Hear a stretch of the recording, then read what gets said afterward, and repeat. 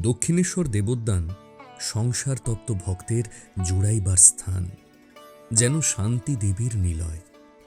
অতি নিকটেই আলমবাজার শ্রবণ বিদীর্ণ করিয়া কলের বাঁশি বাজাইতেছে।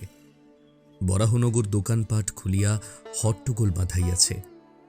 অদূরে কলিকাতা শহর, ব্যবসা বাণিজ্য বিলাসের লহর তুলিয়া ধূলি ধূম ধূসর অঙ্গ চাকচিক্যে ঢাকিয়া বারাঙ্গনার ন্যায় রঙ্গ করিতেছে। কিন্তু দেব ঋষির এই পবিত্র তপবনে সংসারের কোলাহল নাই। আছে কেবল পুণ্য সলিলা জাহ্নবীর মৃদু কলনাদ।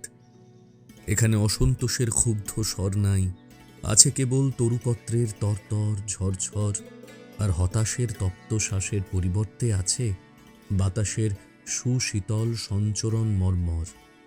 শ্রী শ্রী ভবতারিণীর নবচূড়মণ্ডিত মন্দির, পরম প্রিয় পুত্রের তপস্যায় যিনি জাগ্রত হইয়া ভক্তগণকে অভয় দান করিতেছেন।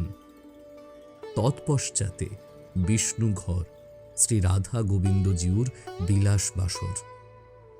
ভাগীরথী তীরবর্তী ওই দেখো দ্বাদশ শিব মন্দির, যেখানে দেবদেব মহাদেব মুক্তিদানে মুক্তহস্ত।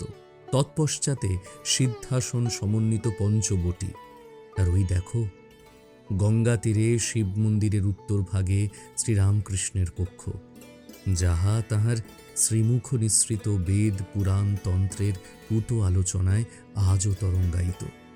প্রবেশ করিলে মনে হয় যেন কার অলক্ষিত সত্তায় কক্ষ পরিপূর্ণ রহিয়াছে, যেন কার অদৃশ্য পুণ্য প্রভাব সংশয়ীকে বিশ্বাস, পাপীকে আশ্বাস, তাপিতকে শান্তি দিবার জন্য এখনো বিদ্যমান।